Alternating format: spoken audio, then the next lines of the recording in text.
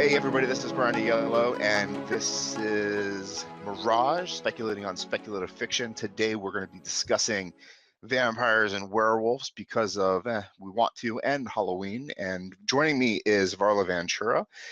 We are discussing what today with our vampires and werewolves. I know I did a little research. You had picked some short fiction, which, my God, Varla, this is not short fiction. What are we discussing? Oh, we are probably going to discuss all manner of things, but I have some kind of old school pre-Dracula vampire stories that we can talk about. It kind of goes hand in And hand with Frankenstein that we discussed last time. One of the yeah, guys it's was like the writing two in the that little two best. shack. And I have, some real speculation on some Bram Stoker related things. So Oh, we'll cool. definitely go down that path a little. But yeah, I mean, I wrote a book called Banshees, Werewolves, and Vampires. And in that book, I included some of my favorite shorter works of vampire fiction. I mean, they're several pages long, but they're still not novel length. And some stuff about Bram Stoker, and there's actually a Frankenstein connection to one of the earliest vampire stories as well, which I think we touched on Hmm. when we talked about Well, Frankenstein. let's start with that guy because I actually am very interested. They're making a movie out of that, I think They this are? year or next year. Yeah. The Vampire, I believe it's called. Oh, really? I had Yeah. no. God, I am so behind the times. So that's why I'm here, to be enlightened. I did not realize that. Well, that's great. So, yes, so John William Polidori, I mean, I'll just tell you what I know. You may know more than I do since you knew there's a movie coming out about I Wikipedia'd it. it. Oh, you I know did? everything. Oh, I should try that. I'm I like combing Wikipedia through old everything. books and stuff, like If anybody hacks Wikipedia, I'd be completely oh no, spewing out fake information. my publisher was very, Wikipedia is not a legitimate source. Like, yeah, I know. How dare him? I had somebody try to So tell me that too. I was like, you could look things up other ways too. I was like, nuh-uh. well, like an old encyclopedia. So yeah, so John William Polidori was so here's how I found out about him. Now, I had never heard of him before. I had heard many times, as a devout fan of Frankenstein, the story about the dark and stormy night when Mary Shelley, Lord Byron, Percy Bysshe Shelley, and a few others were gathered in a home in Geneva, Switzerland, and When were you say telling each that, I other. like to picture the shack, with a little tiny Oh no, fireplace, this was fires more of a roaring, chalet. I would go more right? chalet than shack. These people are Something rich. that's like These people are filthy, love. filthy Yeah, rich. they were yes, they were vacationing on Lake Geneva, and this was in Switzerland, so they had this. There was sort of this multi-day kind of session, and one of the evenings they were saying, oh, they're all writers and artists and such, and so saying, oh, well, let's see who can really scare, who can write the really scariest ghost story. And they were reading aloud from old Victorian ghost stories and such. And I guess they weren't old Victorian ghost stories then, were they? No. Common ghost stories. And they're telling each other these stories, and they all kind of take a hand at writing different stories. This is the birth of the story of Frankenstein. Mary Shelley had sort of this incredible dream during that period of time. It was like a 4-day period, and she dreamed of this Dr. Frankenstein, who was this sort of madman who was reanimating a corpse, and she sort of had like this whole picture of him. She had several things happen in her life, which we speculated quite a bit on in the last episode. Anyway, so she writes this. I forget what Shelley wrote, but Percy Bysshe Shelley. I don't know if it was anything ever came of that. But Lord Byron had written sort of something about a vampire. He was kind of doing your basic vampire plot. And there weren't really too many vampire stories then published in English. There were quite a few folk tales and quite a few, there's a lot of vampire legends from parts of Eastern Europe, like Hungary, and there were, there's a lovely French vampire story which we'll talk about today. Anyway, he kind of writes this story, The Vampire. So about Sabine Baring Gould's vampire story? No, that's not his. What we're gonna Morte. No, I have a bunch of tabs. Sabine Baring Gould was a werewolf guy. I was like, did he write about vampires? He's a werewolf. No. Sorry, I was looking at the wrong tab. And it's okay. And the guy's name, actually, I'm gonna butcher it because I never took French. But his name is Théophile Gautier, and he was a French native. But anyway, so Byron writes this kind of sketch of a novel, the bones of a novel. And he just pretty much doesn't care about it. Mary Shelley, of course, goes on to fervently write Frankenstein. And Polidori, John William Polidori, is Lord Byron's personal physician, and of course travels with him everywhere. Because Lord Byron was a little bit, sickly, and so he needed a physician with him all the time. We should all be so lucky, right? Yeah, this guy died at 25 though, too. I know, some doctor. Yeah, right? I feel like it's air quote doctor. This is his doctor, and he opens up his case, and there's like morphine and like is cocaine. This a time frame where, I mean, are you a doctor just that can mix this stuff up? That you're basically a chemist, though, aren't you? You're bleeding right. I kind of feel like, and... fine line, right? A pharmacist, your own personal pharmacist, which is funny because I actually just heard this interview recently with some celebrity, and they were talking about, they were really sick, and they were talking about this like flu injection that you could get, where like, not a flu injection, but like it was like this injection full of B vitamins and all of this stuff that was supposed to like perk you up and kind of remake your body chemistry and kick out flu. And it's for like touring musicians and you can call the right person in Hollywood or whatever, and they'll bring this sort of like IV kind of thing over to you. And I thought, God, that just that reminds me of like the old fashioned sort of traveling physician. Let me just open up my bag of tricks here and see what I can do to make not really cure you, but make you feel better. Yeah, exactly. Yeah, I mean, either way, you're probably a little better off. And his hairdresser, remember? Oh, right. Okay, right. So he was, he's kind of our biggest icon that went through this kind of, my traveling. And there's a long history of that. Not to get too far off in that direction, because we will get to vampires, but you have a long history of that with celebrities. Byron die very young as well, and around this time frame as I mean, he died just after this point in time. Yeah, he did not live a very long life, but this is a horrible physician. I mean, this is they're both killing each other with whatever was in his satchel. He can't take care of others. I would love to see what was in his. Apparently, there was a pen in his satchel, though. Exactly. So he basically takes this story and he says to Lord Byron, "Hey, I really liked that idea. And I would like to, with your permission, I would like to write this story." And so Byron says, "Go ahead. I don't care."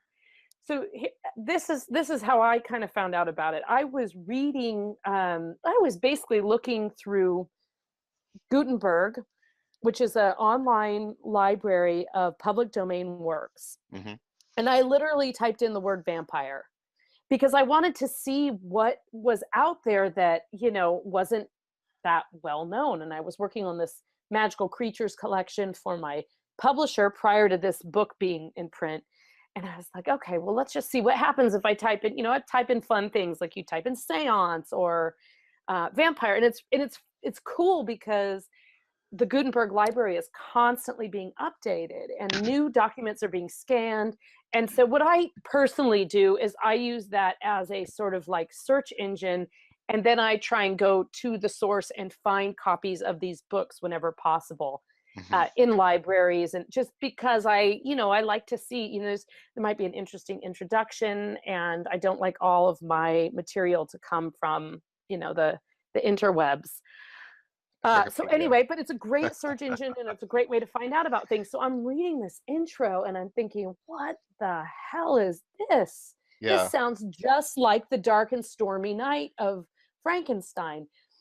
but everything's written sort of anonymously, and they're not naming names. It's like the original introduction, and I'm like, why does this sound so familiar to me? And at this point, it had been a number of years since I had read Frankenstein, but I knew the story, and I had heard it many times. What is going on here? So I start looking a little bit, and then I'm like, wait. He just said Lord Byron. Wait a second. Lord Byron was definitely there that night. So eventually, by kind of reading in between the lines of this introduction, I discovered that that's exactly the same night. And then I started doing further research and found, there's a lot of information out there. But basically, excuse me, basically the gist is the physician, Polidori, takes this idea from Byron and he runs with it and he writes this novel, The Vampyre. And it becomes the first vampire novel ever published in the English language. So the thing is it's published with a great deal of controversy because some people, I mean, I have read it. How can I say this? I think it's worth a read because I think the provenance of it is important. As a read, as an enjoyable read, I did not find it that compelling. I don't think it's like the best vampire novel I've ever read. But I think it's very important in terms of the history of vampire. I mean, it's not like Bram Stoker's Dracula where you're just constant, like you just don't even want to put it down and years will go by and you pick it up again and you just don't want to put it down, and it's just beautifully written. Whether you've read it or not, you can pick it up and find little bits of it. Do you think he was writing a vampire story when he was writing it, or was he writing something else? And just vampires came into the end of it, like, Bram oh, Stoker? I can make this. No, Polidori. Oh, I think Polidori, so since we're speculating, I'm going to really speculate here. But here's what I believe. I think by nature of his relationship with the other people, the fact that he was the physician and he wasn't a writer, but he was sort of hanging around with these fairly well-known, I mean, Lord Byron and Percy Bysshe Shelley were fairly well-known and were, making money off their poetry and such. So I feel that he was a little bit of a hanger-oner and fancied himself a writer.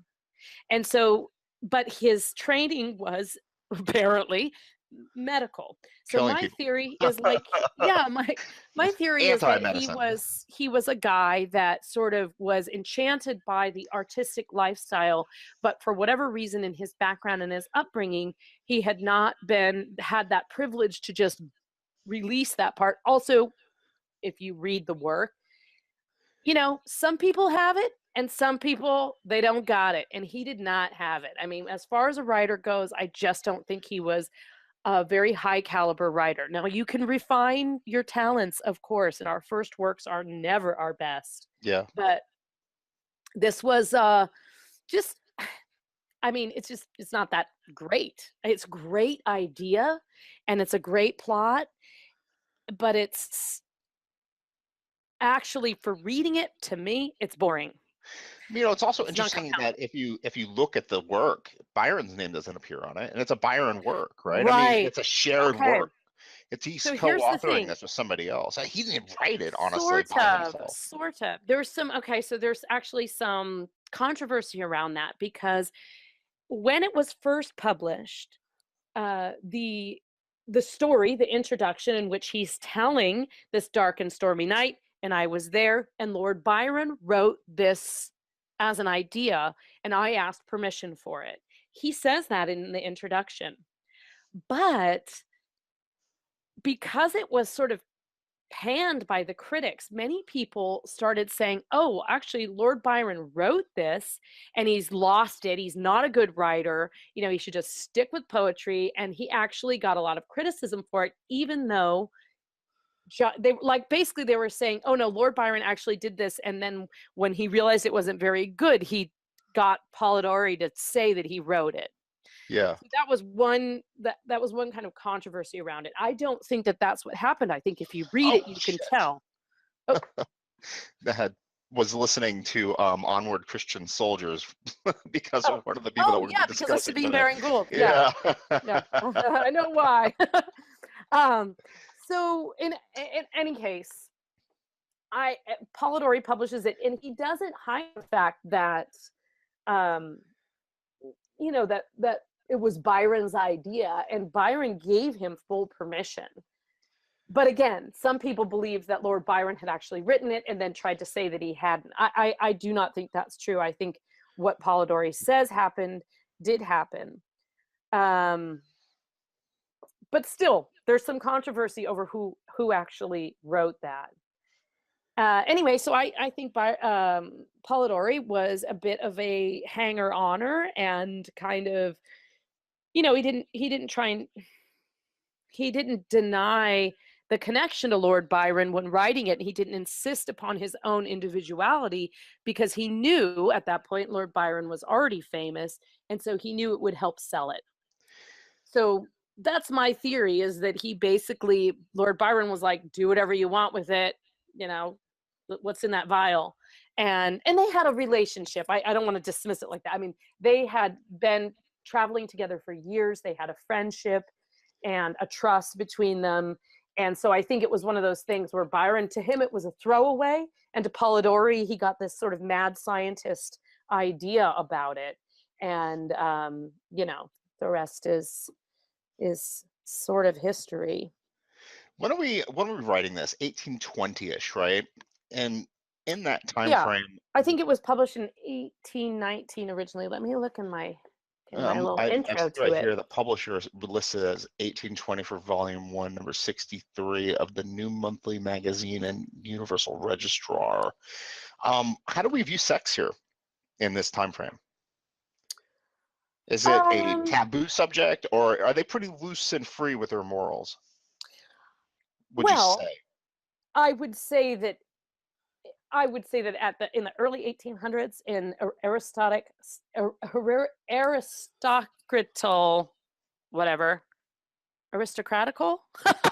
Aristocratical works for me.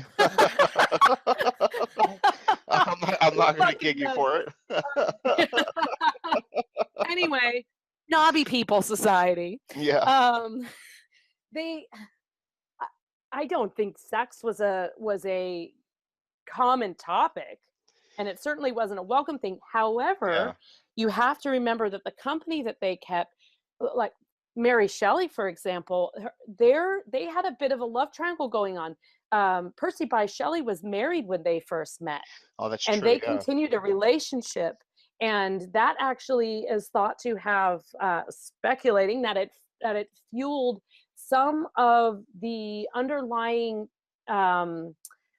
ideas and sort of moral punishments that took place in Frankenstein. If you reanimate something for your own selfish purposes, because you want to feel like God, then someone you love is going to be taken away. And in Frankenstein, it's a child, it's a wife, and in Mary's life, those same things happened. So she was one of those people who was stuck in the confines of society and had to live by it, and yet didn't live by it. And so but I mean, you can only imagine, it's like being raised Catholic and then, denouncing your faith. There's this little part of you that still feels guilty every time you walk by a church. So there's, this kind of idea. So I think that within that sort of small society that they were living, there was some unspoken moral looseness, but in general in society it was definitely viewed as, I mean, women weren't even allowed to, they couldn't even show their damn ankles. So I don't think she's showing her shoulders all over the place though in her portrait work. Her shoulders were okay. There was a period of time when shoulders were okay. So when you're reading The Vampire though, you get introduced to Lord Ruthven and he's staring at women's flesh and whatnot. Do you get the sense he's a monster? If you don't know vampires, and this is one of the first vampire stories, do you sense that he's unnatural? Not having ever read a vampire story and having not been, influenced by vampire works of the 20th century and of the later 19th century with Bram Stoker, do you know what this is? Is he a monster or is he a lech? Is he a sexual pervert? What's the difference? No, I don't know. In this time and age, until he dies, until he says a year and a day or whatever, do you know that he's anything other than just a dastardly individual? Well, I mean, that's a great question because I can't really answer it without knowing, because by the title of the book, I know that it's about a vampire. That's true. I And guess vampires, though picking up the book, you say, "Oh, what's a vampire?" Right? You know that somebody's well, going to have to be a vampire. and it's not like vampires were just invented because it was just published in English. I mean, No, that's true. there are, hundreds of years of vampire folklore. I mean, people were well versed in the idea of what a vampire was, and that vampires were undead and that they preyed upon people. So I think the idea that was different here is that so often the vampire was portrayed as this sort of thing that lurked in the woods. But in this novel, He it's an looks in high upstanding society. member of Yeah. society. Yeah. So there's a big difference there. And there, I think there was probably a lot of political commentary going on that I'm not a historian, so I can't really speculate too much on that. But I'm sure there were some not so heavily veiled criticisms of people and places and people's places in society that were happening there. But you also do have, I mean, I reading it myself, today's woman in particular might read this and think, par for the course. Yeah. Well, Hashtag me today's too, age, right? right? It's like, Me too. Exactly. I mean, this is like, but it was definitely not something that was talked about, especially during this period of time. Most of your sort of horror fiction or ghost stories, there was usually it was often a smart male member of society who was going ghost hunting or was going to go into this house, or it was a woman who was distraught because she had lost a baby, or her husband had gone away to war, or so it was victim woman and sort of hero man. So you didn't really have this idea that the hero might be actually this really disgusting person.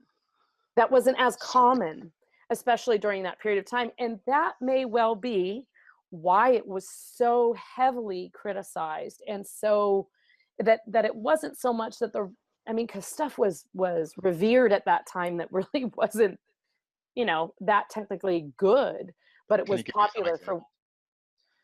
Well, you have like early 1800s, right? So I mean, that's sort of a matter of opinion of what whatever your contemporaries would be. But some of the people, I mean, I'm not a huge, I think Lord Byron was a very talented poet, but can I relate to everything that he writes about? Not necessarily. There's some other contemporary writers that, or contemporary of the time. I mean, most of my knowledge are basically ghost writers of that era, but there were a few that stood out, and and you even have. I'm gonna let's hope you don't have too many people listening right now, because I'm about to actually criticize H.P. Lovecraft, who was much How later. dare you? No, ma'am, you will not. You will not. But now I grew up, before I ever read H.P. Lovecraft, I read people like Algernon Blackwood and even like Wilkie Collins. I read these kind of ghost stories, and there are also several women that I became fans of as well. And when I first read H.P. Lovecraft, I thought, man, this is like reading molasses. No, right. compared I feel to the exact same way. Honestly, I compared can't to read the guy. gliding on ice. Here I am gliding on ice in this lovely ghost story that Wilkie Collins is weaving out, and then I'm sort of like stuck in molasses, and I'm reading it and I'm rereading it. Or Bram Stoker, I'm just gliding along with him. I'm riding along in the train, reading the journals and having a cup of tea and just thinking like, oh, what could happen next, even though I know what's going to happen next.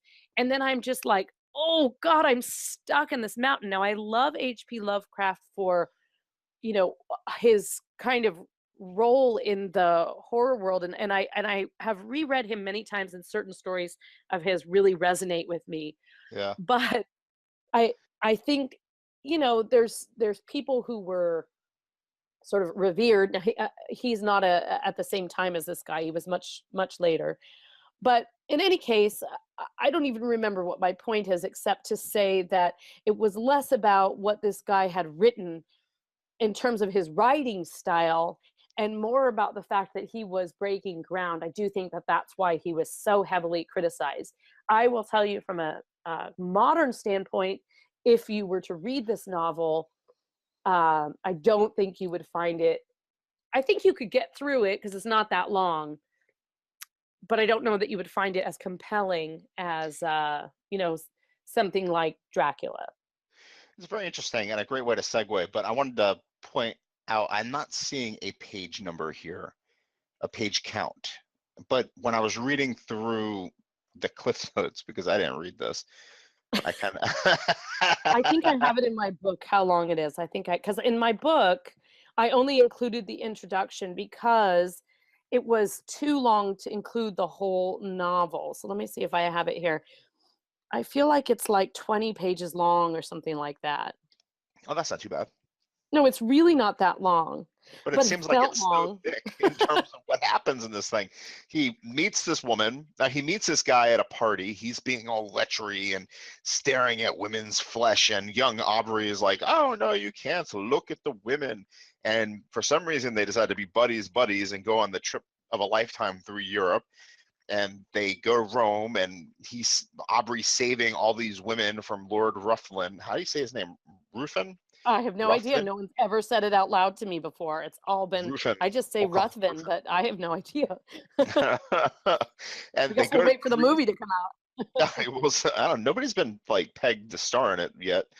Maybe it won't. It's been theatrical adaptations too. It's kind of like one of those things where I guess it could be really bad if it's 20 pages. I mean, it's not a lot of story. I'm sorry. It actually says it was published at 84 pages, and that was probably at a 2-column 8.5 by 11 broadside or something like that. So today, in say a 5 by 7 size, it would be a short novella. You probably still would be under, certainly under words or so. Yeah, I would, if I had to guess word count. 20 pages of what I'm seeing here is like he's barely skimming the surface of detail, which isn't really normal for that time frame. I mean, they would throw some verbiage into some stories. Oh yeah, they were verby for sure.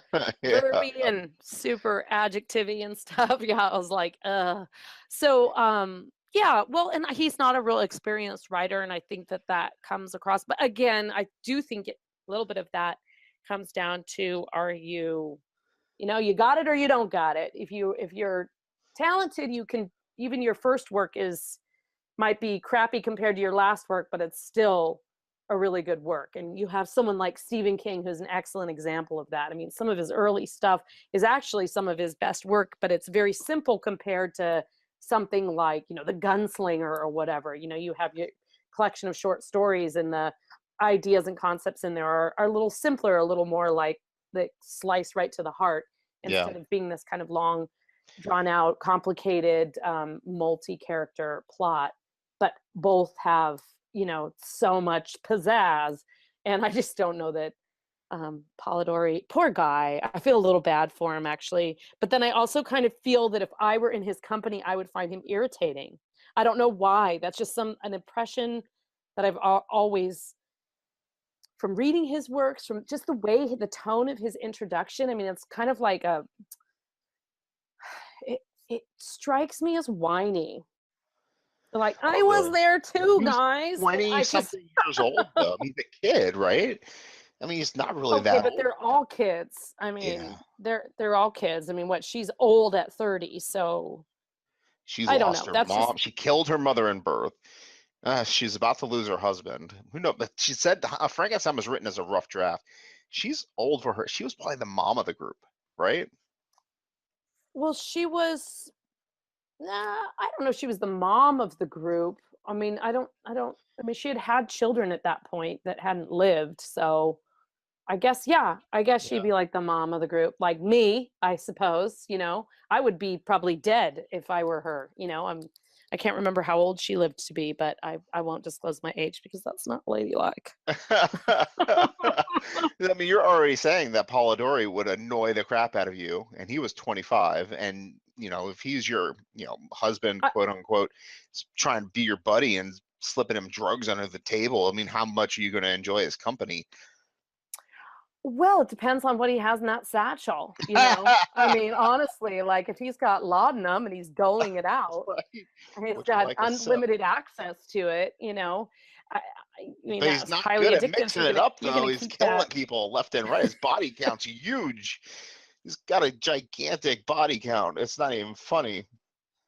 Miss Dr. Polidori, there's a few bodies. You got corpses following you down the road. So I'm curious about this film adaptation because I'm hoping if they're doing a film adaptation, it's not just about what's in the story, but hopefully they're going to work in these wonderful, the Lord Byron and Mary Shelley and the Knight and all that kind of. I mean, that would be great if there's sort of one of those, a play within a play kind of thing. So I don't know. I'll have to find out more about the I lost film the page. adaptation. Film. I lost it. Where is it? Oh, that's his name. Where's the stupid book at? There it is, Vampyre. It's going to be directed by a guy whose name is... Not familiar. It's not. Whose name does not ring a bell. Wikipedia doesn't even put it in red. Actually, it has nothing here. It's slated to begin filming in the spring of 2018. It's filming in the United Kingdom, Italy, and Greece, which bodes well because that's where the book was written, or the story was written, and it's being directed by Rowan M. Ash. Rowan's a female name, isn't it? I think it could be either gender. There's a Rowan is an English name. I know male and female Rowans, I should say. So Rowan is an independent filmmaker. Rowan M. Ash.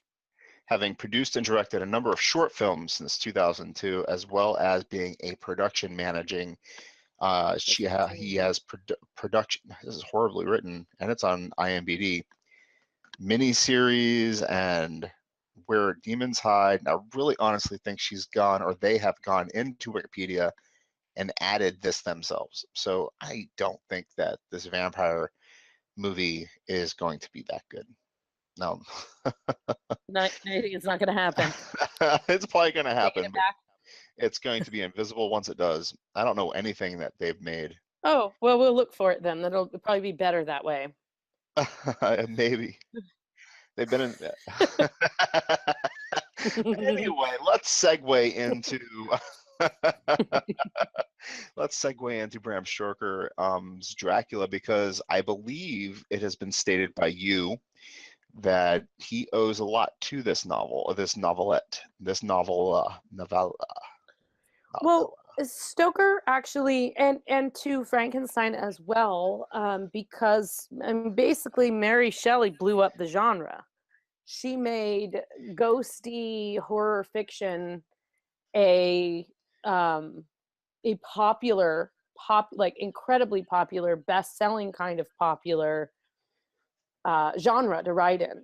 Mm-hmm. And Stoker. And you're right about Stoker's Dracula being very readable. When I was a kid, I was in high school or middle school or something along those lines. I found myself reading it, and I read the beginning of it. The journal entries are incredibly well written, and I actually intimidated the crap out of myself. What are you reading? You're reading Dracula. Oh my God, this is a old book. I never picked it up again because I was afraid that I wouldn't be able to get into it. Well, it's an interesting work because I think most people who we may have talked about this a little bit with Mary Shelley's Frankenstein, because most people that pick up a copy of Dracula have an idea of what Dracula's about. It might not be the right idea, but you have an image in your mind of Dracula. I mean, unless you were, born in the 1920s, you grew up with some version of Dracula, Bela Lugosi, or the more modern 1990s version, Francis or Ford all of these Coppola, other, all of this other popular, TV vampires, and you've got Anne Rice, and you've got the Twilights, and all. So there's all these different versions of vampires, but you think you know what Dracula is. And what's great about the book is that unless someone tells you, oh, this is written like this is not a straightforward beginning to end kind of story, you don't know that necessarily. You just know, oh, Dracula's this guy and he lives in this castle and he's kind of after this beautiful young woman. But when you start reading it, you realize, first of all, the way that it's told is incredibly unique because it's told through a series of letters. And Mary Shelley uses this a bit in Frankenstein as well, because she uses the like letters back. That's how she reveals when important people are killed, like the children and the cousin and the beloved brother and stuff like that. That comes in the form of a letter.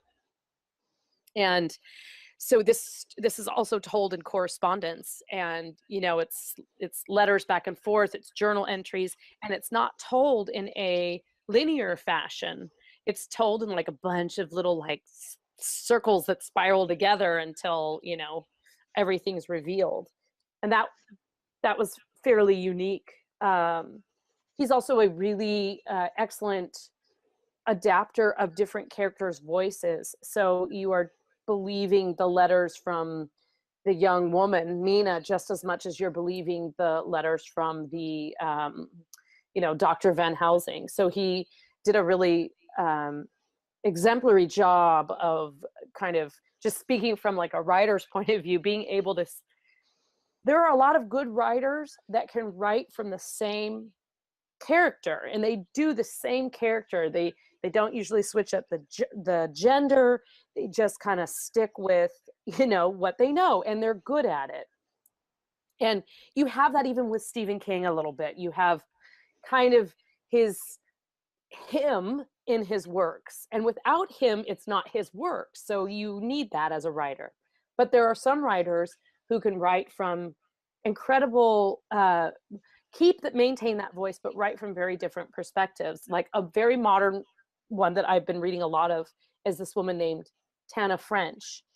I don't know if you've ever read anything by her, but No, I haven't. she's an Irish writer, and she writes mostly like kind of crime police fiction. And she can switch from being a female detective to being a seasoned, she can be like a 25-year-old female detective, and then in the next book the lead is this grizzled old detective. It's always a detective, and it's always within the Irish police force, but she's able to get inside the head of different ages and genders. And it's very rare to find a writer that can maintain such a strong voice but actually completely convince you that, like, when you flip to look at the author picture, I'm sure you've had this happen, you like flip to look at the author picture and you're shocked, right? You're like, what? That's a woman who wrote this, or a man who wrote this, or this woman looks like my grandma, or this woman looks like a girl I'd meet at the pub. Whatever, you're sometimes like rattled by the fact that you just kind of assumed it was this old man, especially if the name isn't familiar to you. So you're thinking, oh, this could be male or female. And I love to like save that stuff for the end or halfway through just to see if I'm right at all. But anyway, so she's a very talented writer. And so Bram Stoker does that really well in Dracula. And so although you may know the grand kind of general plot of Dracula, until you actually read it, you will be surprised. If you've never read it, no matter what you think you know about it, something will be revealed to you in there that you had never considered before. And I think that's What's amazing to me is that when you look at his work, Dracula is what, his fifth novel? Yeah, I might have even, I I've never can't heard of remember. him. He wrote like 20 novels or something, but Something like that, yeah. it was really the only one that had any tremendous success. Made his life, though. I mean, he's probably died a wealthy man because of it. And I've never heard right. any of the work. I've never heard of any of the other works.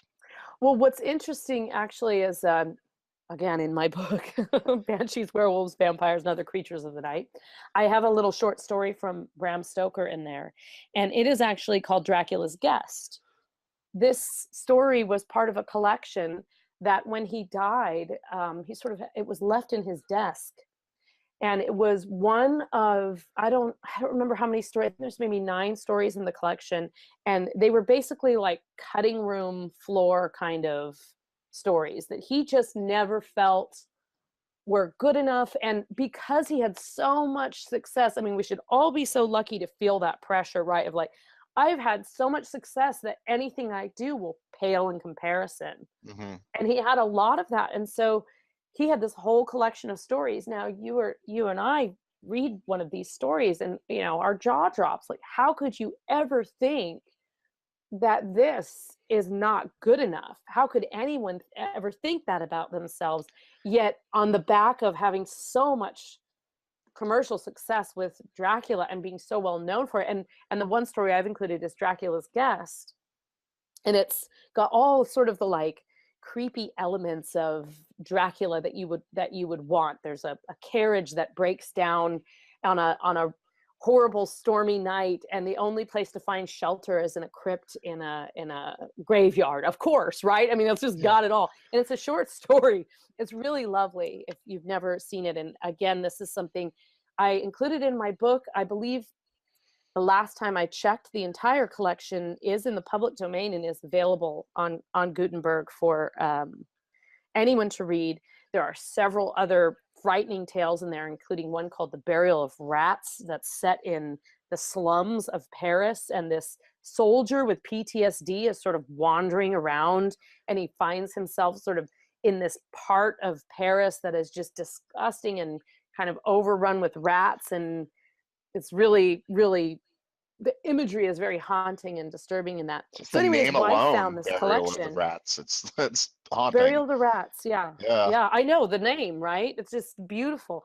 So his wife found this collection, and she sent it to his publisher after his death, and it was published, but it just never really met, like, you know, he wasn't around to promote it. It just wasn't as well known because he is so well known for Dracula.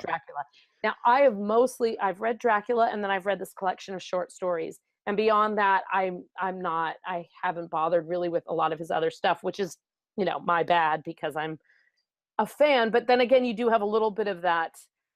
It was so good. I'm not sure I want to, you know, go down too far down that road. So he had a lot of influences in his life that it's long been speculated played into the character of Dracula of Vlad Dracula that he created.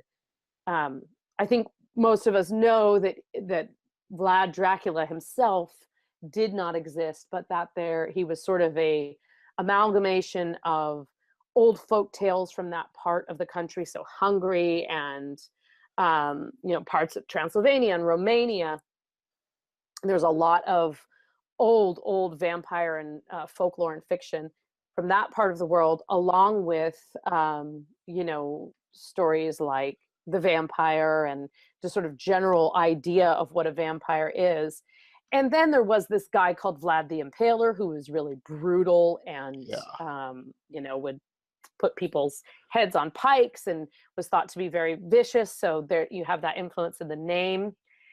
And then you also have legends of, you know, the woman like Elizabeth Bathory, who I believe was a Hungarian princess or queen who had a lot of power and owned a lot of money, and so, or owned a lot of estates and land. And either she was a cold-blooded torturer and killer who liked to bathe in the blood of young women, which is horrifying, or she was yet another victimized woman who was not as nice or didn't quite fit the roles she was supposed to fit. And her cousin is actually the one who was like another duke or something like that, who came along and you know, took all of her land and said that she had been torturing women and walled them up in the castle and, you know, had been bathing in blood. So kind of a mix, you know, I mean, she might not have been that nice. So we don't really know. I had always kind of accepted that was a real story. And then I started thinking, well, wait a minute, you know, they're like throwing women in a pond and telling them if they swim right? You're damned if you do and damned if you don't. They're calling Yeah. people witches and vampires, and so then I started thinking, well, maybe she was just yet another person who, had Wait, something that we're someone else talking about an wanted. era that was very scientifically backwards. I mean, they were talking about, burying people that weren't actually dead with bells. If they weren't actually dead, they could ring it and they could be unburied and continue the rest of their Right. lives. Well, I mean, the thing is that a lot of those, we have a lot of those ideas of like people being afraid of premature burial, but they Yeah. were also afraid of their graves being robbed. So, and so much of what we have, even in kind of the vampire legends, especially from, I'd say, the mid 18th century through the mid 19th century, when medicine was becoming a more common practice, and therefore being able to practice on a cadaver was important. And so grave robbing Very was, relevant, yeah. and it was funded by, members of high society who would never go out and do that themselves, but they needed these, it was against the law. It was against the church, but you can't teach someone, you can only show so much from drawings. And so there's a lot of like weird dark stuff to that, and a lot of ideas about the vampire. Well, I've got a couple of fun tidbits in here, like one about the way that vampires sit up, and the whole idea that a vampire rises from the coffin and has the arms crossed. And so it's the old legend that vampires must sleep in coffins most likely arose from reports from gravediggers who saw corpses suddenly sit up in their coffins. This unusual occurrence can now be chalked up to the decomposition process. So the grave robber, is like, already knows you're doing something wrong, but you're going to get paid for it. And then you pry this thing open and your rigor mortis kind of like makes the guy sit up. It's like, oh, it's a vampire. Get out of there. So. I love that they found dozens of dismembered corpses in the basement of Benjamin Franklin. You love that? I love it so much.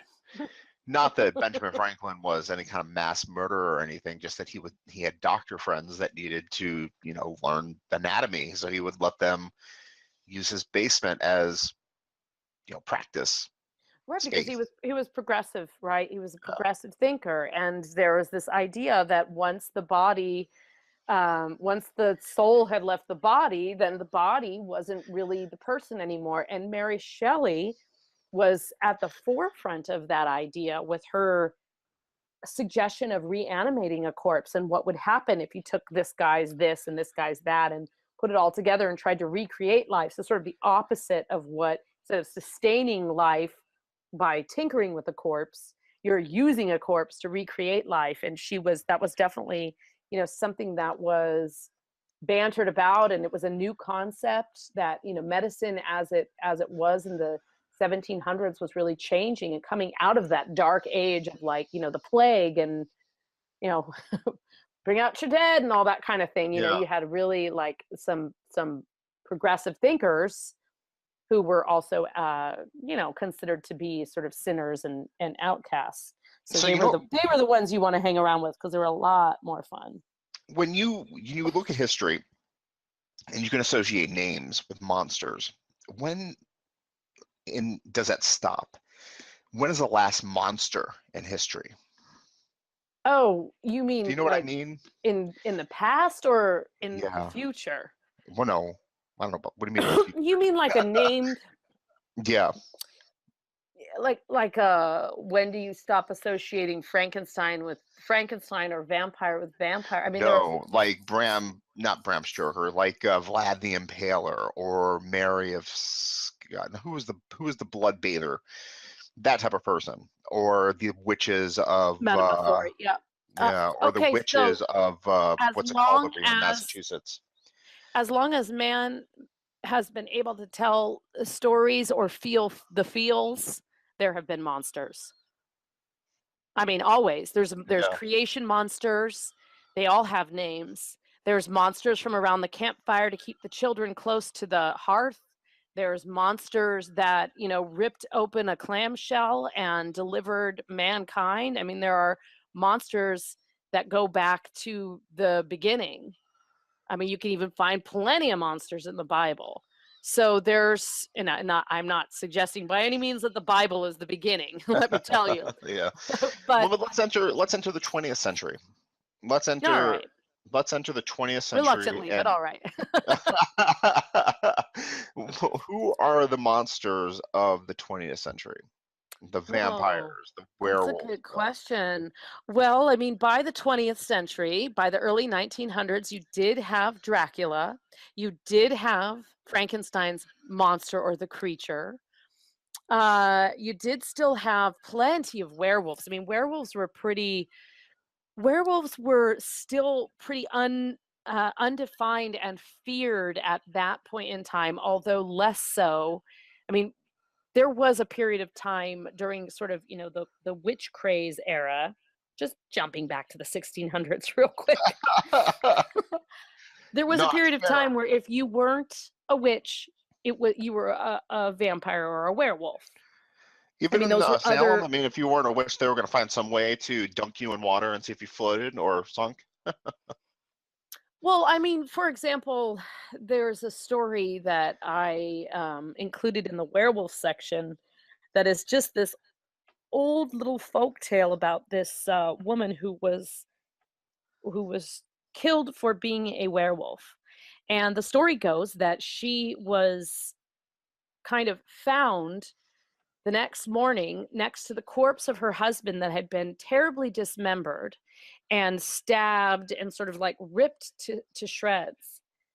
And she had no memory of what had happened, but on her person they found a small little sort of purse, and in that purse was a claw, a clump of some kind of herb, and a stone of some sort.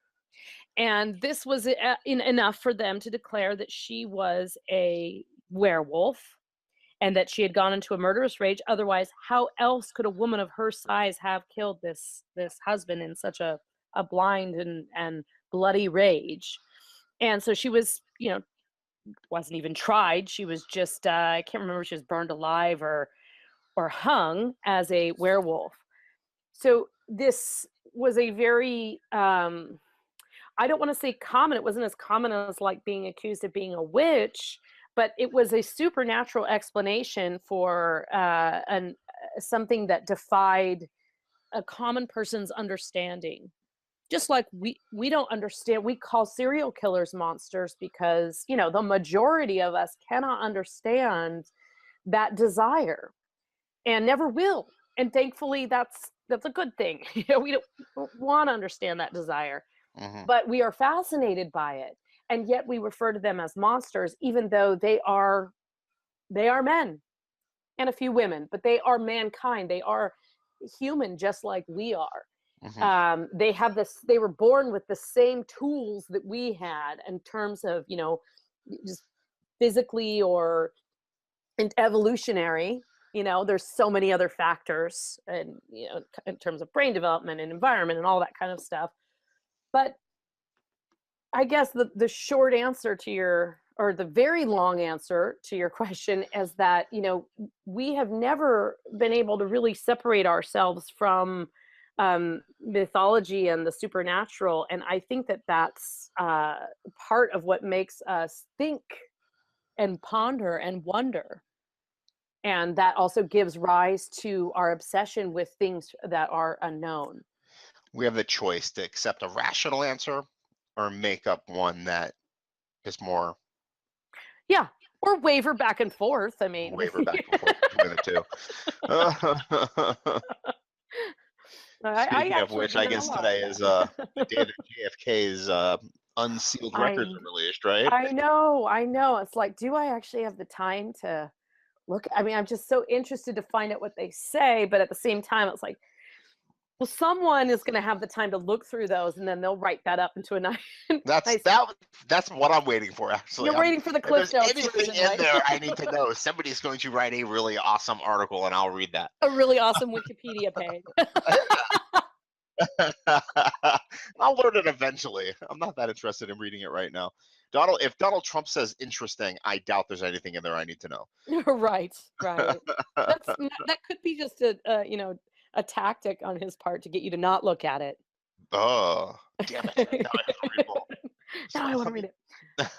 We're getting close to an hour, and we have not even actually touched on werewolves. So, maybe we can, quickly go into Sabine Baring Gould and Yeah. discuss his contributions on the subject at hand. Yeah, he was a very interesting man. You mentioned earlier Onward Christian Soldiers, and that's what he kind of was well known for. He was a reverend, and he was very he was an open-minded English reverend. He believed very much in his faith and in God and his path, but he also, because he was of a spiritual mind, he thought a lot, and he was a philosopher, and he wrote a few books on 1,240 publications the guy has on his bibliography. Now, only one of those is of any consequence to us today, and that is, sorry, Sabine, but this is his most interesting work, and he's not known for this at all. But he wrote a massive work called Werewolves, or I think it was called The Werewolf. Let me look in my book. And he was fascinated with the idea of werewolves being real. And much like you had the Brothers Grimm traveling around collecting stories from parts of Europe and Eastern Europe and Russia, you had also William Butler Yeats traveling around Ireland and collecting stories. You had, people kind of glomming onto these old ways. Interestingly, at a time when things were rapidly changing. So that sort of Victorian era, early 19th century, late 19th century, early 20th century, you had the Industrial Revolution. Things were rapidly changing. And writers especially seemed to understand that the old ways were dissipating so quickly. And so they began to go around and gather these old stories and these folk tales before they were lost. However, when they did that with their own point of view and perspective. He was a reverend, and so he traveled especially to the northern part of Europe and Scandinavia, and he spent a couple of years doing this, documenting extensively instances of stories about werewolves, local legends, lycanthropic streams he writes about, basically places where you could go and drink the water and it would transform you into a werewolf, and places where then there were lycanthropic antidotal plants where you basically ate these plants and they got rid of your werewolf behavior.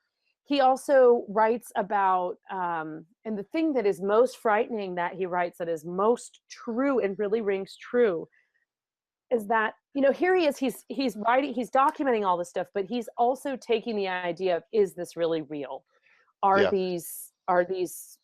Can werewolves be real?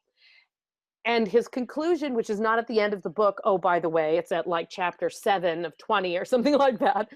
But and this may be why this book didn't become incredibly popular, because he talks about that every person who has ever had a moment of fury or blind rage or anger where the switch goes off and you almost are out of control, or maybe you're out of control, maybe you get in a bar fight or whatever happens, that every person has within them that capacity, from the youngest tantruming child to the old man who's got his cane out.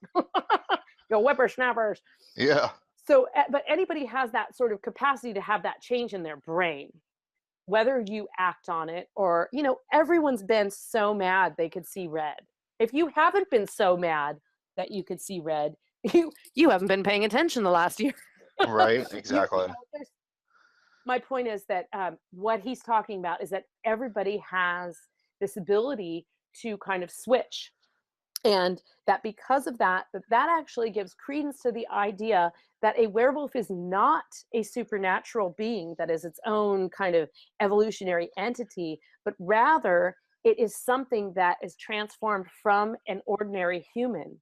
and that it's like a threshold you've crossed. You've gone too far, and you now have gone into this murderous rage. Maybe you kill someone, or maybe you start foaming at the mouth, or whatever happens. Most of us can contain this rather neatly in the confines of society, but he is suggesting, and then he also talks about hormones and where hormones come into play, which is interesting. He does say he has a few comments in there about pregnant women, and how women will have these like outrageous behaviors and cravings and things like that. But the idea actually that werewolf or lycanthropy, which is the disease of being a werewolf, is actually hormonal. He's quite spot on with that, because there are actual real causes of lycanthropy where you can have excessive hair growth and excessive testosterone and things like that can make you angry.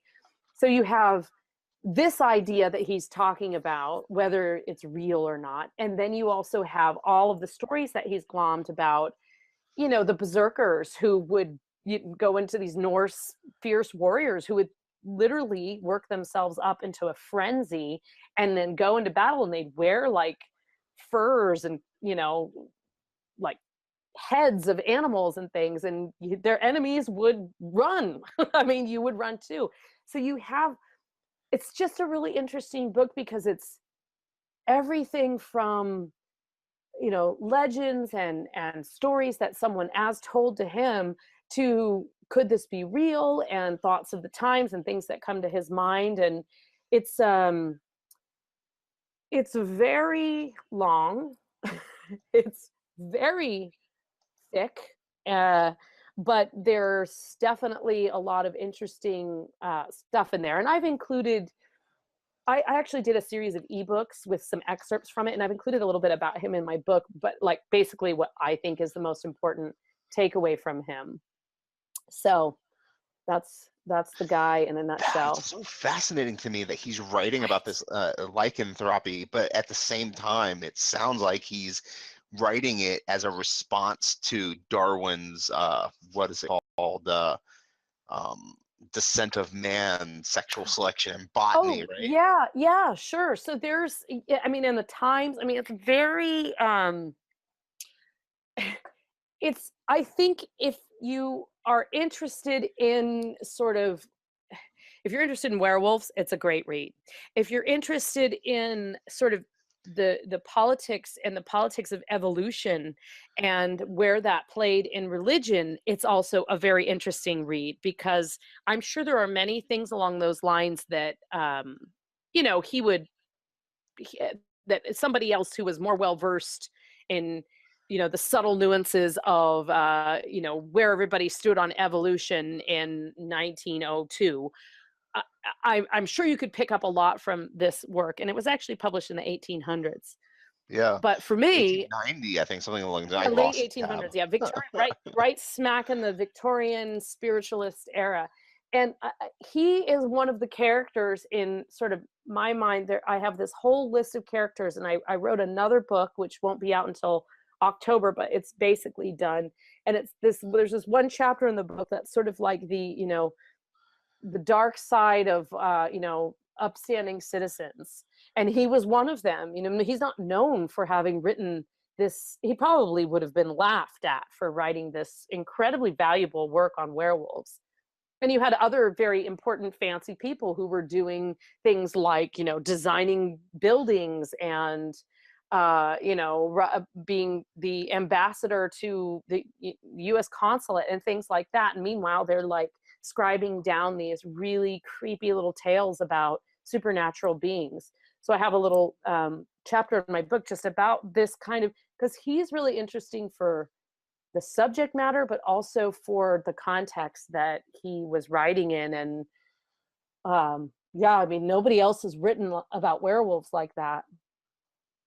That's fascinating. And how we got another guy too, Eugene Field's writing about werewolves in the same time frame as well, right? Okay, so Eugene Field, yes, but Eugene Field had a much more delicate, I have a recurring theme of like weird, basically weird stuff famous people did that you didn't know about, or the weird creepy thing that the guy that you thought was just like a really nice normal guy did.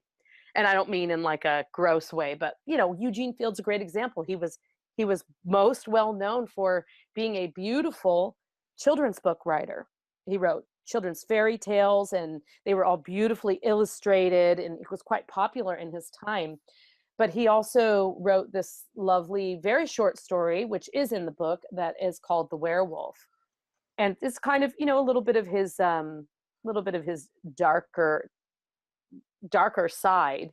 Actually, I don't know if you've ever heard of Maxfield Parrish, the painter, but a lot of Eugene Field's works were illustrated by Maxfield Parrish. So you get the visual of what kind of fairy tales they were, just beautifully kind of presented for children.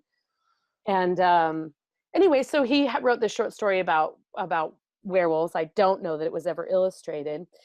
And he just it's a little more of a classic werewolf. It's a little more of a gentle werewolf, but it does bring up the idea. It's basically about this werewolf who is a good guy and loves this woman, and so banishes himself from the village. I love Maxwell Parrish's work. It's very heavenish. Like you would die, and this would be like a heaven landscape. Lots of pinks and purples and blues and greens and angels and loungings, and the trees are embracing you, and you're swinging on vines and it's like perpetual sunset. It's perpetual sunset colors. That's a beautiful way to look at it. Oh, the place of forever twilight. It's forever twilight. I love it. That's a beautiful way to look.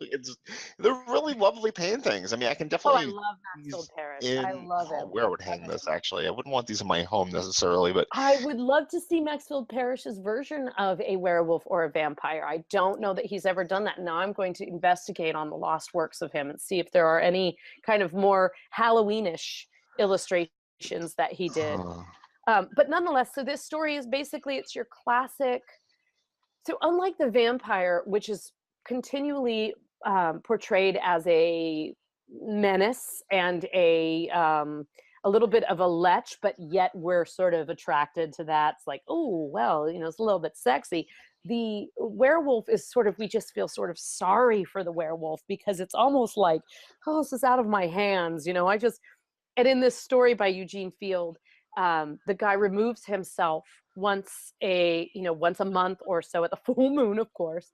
He removes himself so that he doesn't destroy the woman that he loves and her family.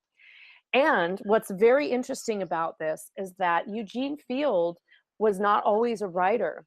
He served in World War I, and when he came back, he had, for all accounts, I love that I can speculate on this because this is my theory. He had PTSD. And so he spent a lot of time in the woods. Was he a World War I vet? What's that? Is he a World War I vet or II? World War I. Yeah, so that would shell shock, huh? Yeah. They wouldn't even count that as a disease then. They didn't. They certainly didn't then. So he came back to the United States, and he spent, I think he was in somewhere in New England, but he spent a lot of time in the woods. And he wrote about fairies, and he wrote fairy tales, and he spent a lot of time communing with nature and writing about nature and kind of trying to come to peace or come to grips with that a little bit. I think that this is, where he is coming from. And so when I think of this werewolf that's removed himself from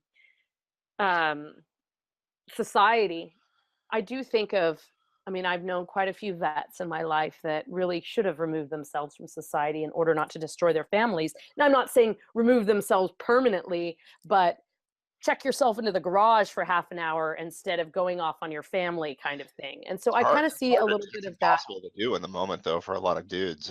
Of course. Yeah. Just as the werewolf, it's almost beyond his control. And so in this story, this werewolf is very self-aware and very trying to control that. And I don't mean to disparage. I have lived with PTSD. That's very so I'm interesting. saying that to a guy who has he's a Eastern Orthodox, was an Eastern Orthodox priest, and he studied the origins of werewolves from Roman times. and said that the Romans thought they could just lounge in moonlight to turn into werewolves. You know, Oh, they turned like into that's all you had wolves. to do? That's all you had to do was lounge in moonlight. And I don't know, because I mean, obviously the Romans went to war, right? And they had to have had some kind of form of PTSD, some kind of uncontrollable rage, right? And that's a Yeah. fascinating way to look at lycanthropy in terms of that Yeah. uncontrollable rage that you can't get rid of. You can't And walk and away from. You have to do something with it, right? yeah, and I may actually have mixed his backstory up with this other guy that his name is Henry Beston, who did a lot of that same stuff. But he still played with the idea that whether it's all about whether or not you have control over that and whether or not you're willing to accept that as a disease. Yeah. So like today's, vet who's not allowed to talk or express those things or is yesterday's werewolf in many ways, I think. And Hmm. in a, disservice to all of us, of course, because those are, Disservice to himself. yeah, and Yeah. it's all part of you can't go through trauma without retaining some of that. It's impossible. I mean, we're humans, and we kind of I mean, we all might have like a dark spell where we think, okay, I'm gonna remove myself from this situation, I'm gonna excuse myself from the party, but we're still we're conscious of that the whole time. And as you said, it's not always something you can turn on or off. And so what may have been what may have been ascribed to being a werewolf, just as witches were falsely accused, could have been the result of someone who had been beaten all their lives. Hmm. Or so I don't know, that's a whole other hour's worth of Well, the weird werewolf and is always dark the werewolf, talking. right? Yeah. The werewolf is always going to bring the werewolf with him, no matter where he goes. He's Right, not and going to you're ever always leave the going to be werewolf behind. haunted by that. Yeah. It's always going to be like, I could change and I could leap on you and tear your heart out. Never know when it's going to happen. Yeah, it's a fascinating, and you never know. The moon might be You out, never know. right? Right. The moon might be out. When's the moon going to be full? The werewolf is a fascinating creature. 'Cause it Yeah. comes with a lot of power, right? It sounds like it'd be an interesting experience to be a werewolf. And then you wake up in a bloody pool of your family, basically. Yeah, and we tend Things to that you feel kind of loved. like, And right, and we tend to feel sort of like sorry for the werewolf because it's like they don't have their own, control over the situation, but yeah, in, you know, in our minds that somehow we have sympathy for that. And the vampire we view as being very controlled hmm and controlling. So there's such a stark difference between those two kind of supernatural horror creatures. are there werewolves that actually do have control? Are they real werewolves? I mean, I guess there's a school of werewolves recently in fiction. You have the Twilight werewolves, and like I don't Yeah, really so there's watch a this lot of horror great films though. story. Let's see, there's this great story. Let me see if I can find it because it's the origins of werewolves in the United States, actually. Let's see if I could just flip to it in my book real quick because I know it, but I'd like to get the details right. And there's just too many words here. That's not it. Well, basically, the idea is that I think I found it. Woodland werewolves, lone wolf, blah blah blah. Okay, here we go. Okay, so the idea. Okay, this is werewolf legend, and I'll just read this part real quick. You can find werewolf legends in almost every culture, many dating back to ancient times. One of those legends takes place in what is now Wisconsin. According to the story, elite members of an early Native American tribe had the ability to transform into wolves under the guidance of a spirit, Wizakachek. A shapeshifter who sought refuge in the woods, Wizakachek had friendly relationships with humans, although his default physical form was that of a wolf.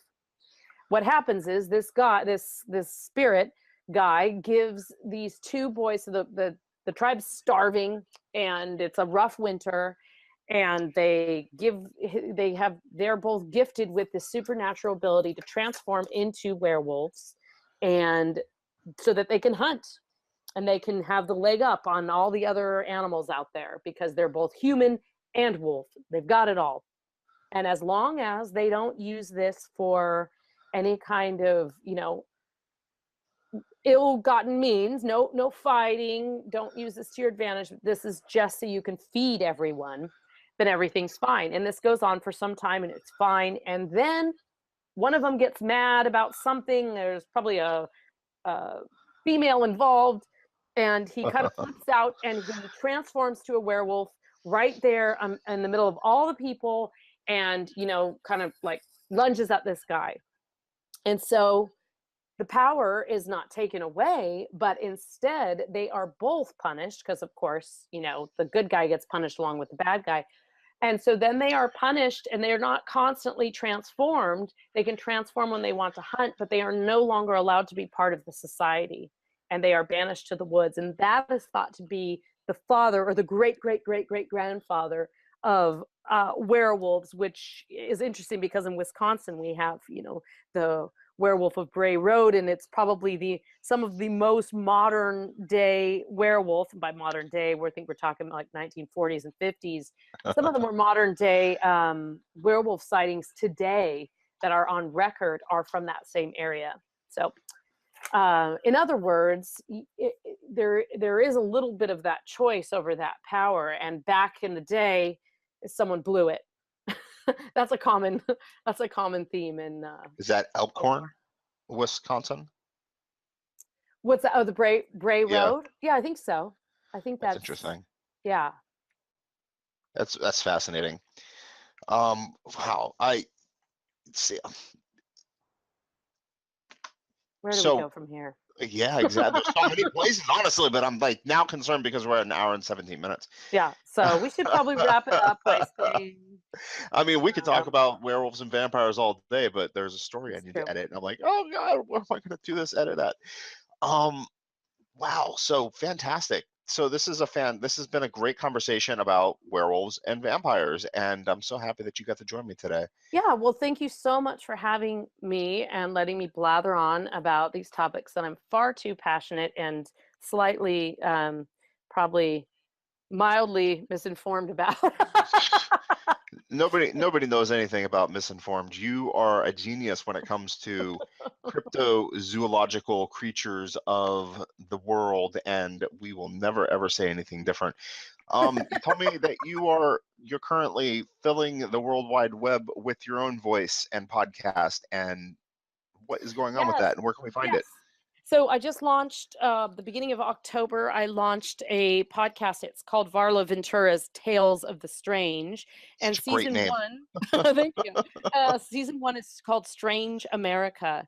And what I am doing is going state by state and interviewing interesting people, talking about, everything from ghost stories to strange collections to, people who are experts in their field, curators, documentary filmmakers, all different kinds of people, but all within the idea of, being somewhat strange or unusual or a fan of the bizarre, and fitting into kind of like that general umbrella. And so it's available. 365 million interviews you're going to have to accomplish. Just 52. Like with the bonus episode, okay. Right? So 51 if you count Washington, D.C. And Puerto Rico. And 52 if you count Puerto Rico, which is a great point because there's Guam. They never get mentioned. Guam. Yeah, I need to expand my thinking a little bit on that. So, okay, more than a year, but nonetheless. So yeah, I've got a year's worth of work ahead of me, minus maybe a month. And I'm doing it I have a co-host. His name is Bo Llewellyn. He has hosted a show of his own called Paranormal Odyssey many years ago. And I was a guest on his show, and we sort of we kind of kept our connection, and we reconnected, and we kind of launched this idea and mulled about it for the better part of a year. And then now now we're putting out the episodes, and yes, we're just going alphabetically. It's been really fun. We've had some really interesting guests so far and many more fun things lined up. So it's great. And I have a book, but that's not coming out till 2018. So, I mean, a new book, and I've got all my other books that are around. You can find out about them on my website, varlaventura.net. Fantastic. And as Awesome. always, wonderful talking with you. Ryan, thank you so much. Yes, thank you. And we'll talk to you again soon. Okay, that sounds great. Thank you. Bye-bye. Happy Halloween. Happy Halloween.